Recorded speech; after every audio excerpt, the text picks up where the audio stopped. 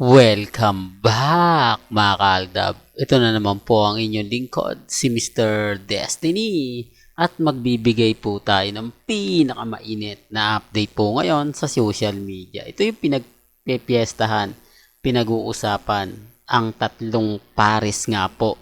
Marami nagsasabi na Paris nga po raw sila. Si Alden Richards lang yung wala. Ito yung cut ng photos na yan. Yan mga kaaldab, na kung saan sinasabing ang partner nga po raw ni Alden yung isa, tapos yung isa nawala po yung side, di po ba? Yan ang ebidensya at resibo mga kaaldab, na may mga bagay-bagay po na kailangan mong ipaliwanag, kailangan mong sabihin kung sino nga po ba talaga yung mga kasama ni Alden Richards, di po ba? Halatang may itinatago at may inililihim.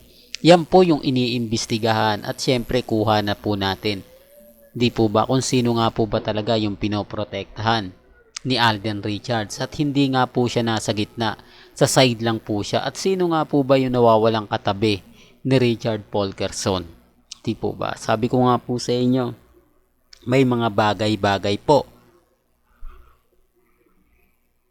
na kumbaga mapapaisip po kayo dito po sa mga photos na pinapakita ko po sa inyo. Yung mga babae dyan, kilala na po, alam na po at kilala po kung sino nga po ba talaga ang karelasyon po nila, di po ba? Sabi ko nga po sa inyo dito po sa channel ni Mr. Destiny, marami po kayong malalaman, marami ko pa yung update na mapapanood at mapapakinggan, di po ba? Kaya sabi ko nga po sa inyo, hindi lang po isa at napakarami po nating i-update, dahil kay Alden Richards naman po tayo nakatutok. Trending ngayon mga kaaldab ang 8 Bulaga, Alden Richards at Maine Polkerson.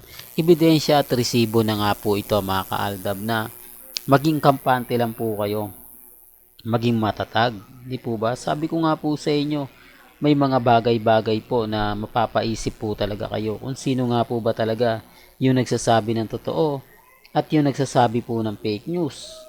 O, di po ba? Tapos sasabihin nila ako daw po yung nagbibigay ng mga impormasyong wala daw katotohanan.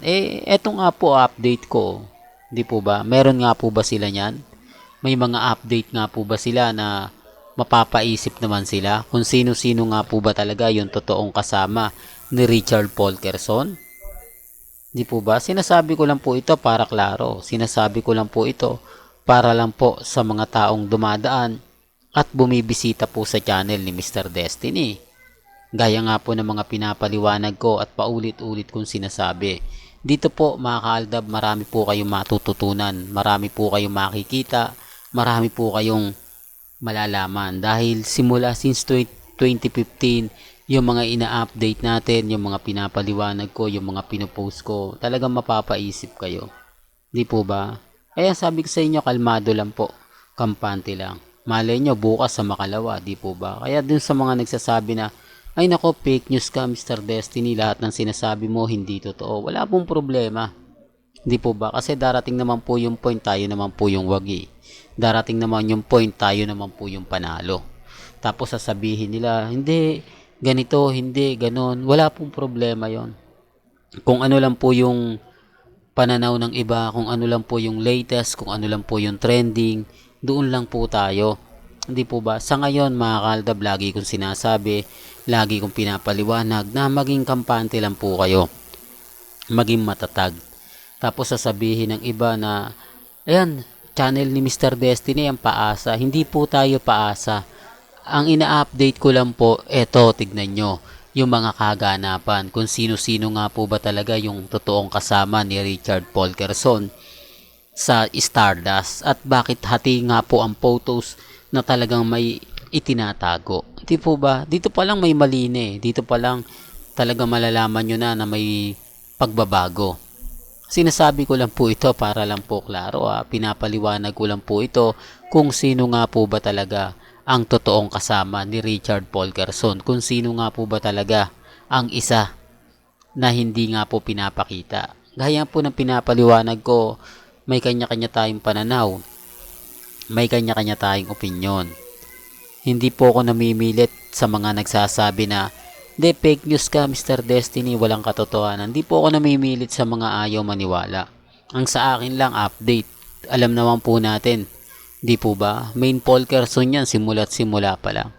Pero bago natin ituloy itong magandang update natin, kung bago ka lang sa channel na to at isa kang true-blooded Aldab Nation na nagmamahal po kila Mengay at Tisoy, tama po ang channel na pinuntahan mo, kaya consider na po kitang bagong subscriber. At huwag mong kalimutang i-share ang mga video po natin sa mga mamis, sa mga titas at sa mga senyor. Remind ko lang po ang dami mga photos na akala po ninyo totoo, na akala po ninyo 101%. Nung pinakita ko po ng mga post yun, mga edited lang po yun, marami pong nag-react sa akin. Marami pong nagsabi na hindi daw totoo yung mga sinasabi ko. Kaya nga po pinapaliwanag ko, pupunta po kayo sa social media account ni Mengay. Sa Instagram, sa Twitter at sa Facebook, wala po kayong makikitang post na yon. Para lang klaro, kasi sinasabi nila hindi raw totoo. Hindi lang po talaga sila pumupunta. Hindi lang po talaga sila tumitingin. Ang binabasihan nila yung mga main fanatics na fans nila, mga main fanatics na nagpo-post basta-basta. Kaya ang sabi ko sa inyo, ako kampante lang. Kasi ako, ebidensya at resibo naman sinasabi ko. Di po ba yung mga post ni Alden, mga kaganapan ni Alden, di po ba nasa Stardust ya? Tinutukan natin at marami tayo nakuha. Ebidensya at resibo. Hindi nga lang talaga literal. Pero maniniwala po ba kayo kung sinasabi nga pong naandun si Main Polkerson? Siyempre yung Aldab Nation, matik na yan, maniniwala yan. Pero yung mga Armain, sasabihin nila, naku maglabas ka ng ebidensya at resibo. Di po ba? Kaya nga sabi ko sa inyo, private life ang kay Alden Richards. Private family. Di po ba? Hindi niya naman sasabihin niya kung hindi naman siya o wala namang ganap. Kaya nga sabi ko sa inyo, kampante lang Di po ba? Relax lang. Kaya nga po nababansag ang bading si Alden Richards dahil hindi nga po siya, wala nga po raw siya nililigawan, wala nga po daw nalilink sa kanya. Di po ba? Normal lang po yung kahit sino naman tao Di po ba? Pag ganun, yun ang ipapambasag, yun ang ipantatapat, yun ang sasabihin nila. Alam naman po natin mga kaaldab na never po tayo nagpapa-apekto.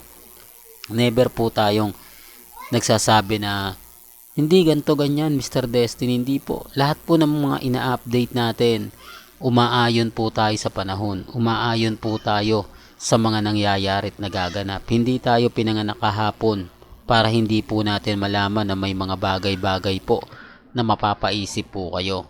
Hindi po ba? Sinasabi ko lang po ito para klaro. Sinasabi ko lang po ito sa mga mami, sa mga titas, sa mga senyor. Kaya nire-remind ko lang po kayo. Sa ngayon mga kaaldab, tayo yung bagi. Sa ngayon tayo yung kampante. Bukas sa makalawa, tayo naman po yung trending. Tayo naman po ang pinagpepiestahan. Di po ba? Hindi naman po maayon sa kanila yung panahon. Gaya ng sinasabi ko paulit-ulit. Kung mapapansin nyo, never pong nag-post o nagbigay ng update si Congressman para kay Mengay. Never pong nag-post si Mengay para po kay Congressman ngayong Valentine's. Sinasabi ko lang para klaro. Maraming mga photos, mga picture ang kumalat, mga video pa nga puro kuno Yan ang tanong, totoo nga po ba 'yon? Di po ba? Paano nyo malalamang totoo kung ang post ni Mengay sa Instagram at post ng Armin magkaiba? Salungat po sa mga ina-update nila. Yan ang sinasabi ko mga kaaldab. Dapat doon pa lang alam na nila. Dapat doon pa lang ramdam na nila na parang may mali. Parang hindi naman ata tugma yung post ni Mengay sa mga pinopost ng Armin. Di po ba? Kaya sabi ko sa inyo, kampante lang po kayo. Relax lang. Malay nyo mga kaaldab, biglang may pumutok. Di po ba? Yan ang inaantay ko. Yan ang sinasabi ko sa inyo mga kaaldab. Kasi hindi naman po maniniwala yung iba kapag pinagpipilitan po natin. Magiging dilulo lang po tayo. Kaya sabi ko nga po sa inyo, antay-antay lang. Mararamdaman na rin po natin ang tamang panahon. Well, hanggang dito na lang po ang ating latest updates. Kaya kung gusto nyo pa po ng pinaka-latest at sariwang update, abay tumutok lang po kayo dito po sa channel ni Mr. Destiny para updated po kayo sa mga latest at sa mga bagong video po na ilalabas po natin maya-maya lang. Hanggang sa muli, salamat po sa panonood at pakikinig.